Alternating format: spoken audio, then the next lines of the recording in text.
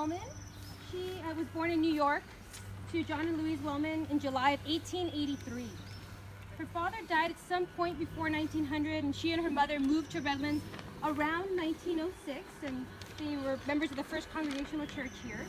Her mother was a nurse, and so it was that profession that Maybelle also pursued, and she enrolled in the Redlands Hospital Nurse Training Program, and she graduated from there in 1911.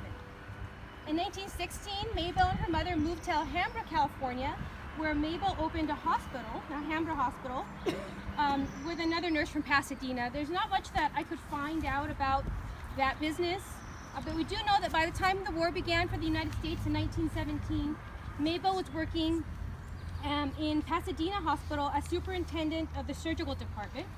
She joined the Red Cross as a nurse, and she was assigned to the Army Nurse Corps. That was normal. The Red Cross nurses were often assigned to the Nurse Corps, to the Navy Corps. So she was sent to New York, and she was going to be shipped up to France. She arrived in New York City on October 1st, 1918, and she died on October 16th of the flu. So it was at that time that the terrible flu pandemic hit the city. Over 30,000 people died in New York City from the flu, from the Spanish flu. That was just a small portion of it's estimated to be 50 to 100 million people who died worldwide of the flu in the fall of 1918 and spring of 1919. Maybelle was buried initially in Alhambra because her mother was still living there. Now, throughout her life, Maybelle had lived in Jamestown, New York. She'd lived here in Redlands. She'd lived in Alhambra. She'd lived in Pasadena. And all of these different communities honored her in some way. The American and French governments honored her with service certificates, and the city of Pasadena did the same thing. Those certificates are all part of the collection of the American Legion Post 106 here in Redlands. They used to have them on display. I'm not sure if they do any longer, but you can see that there.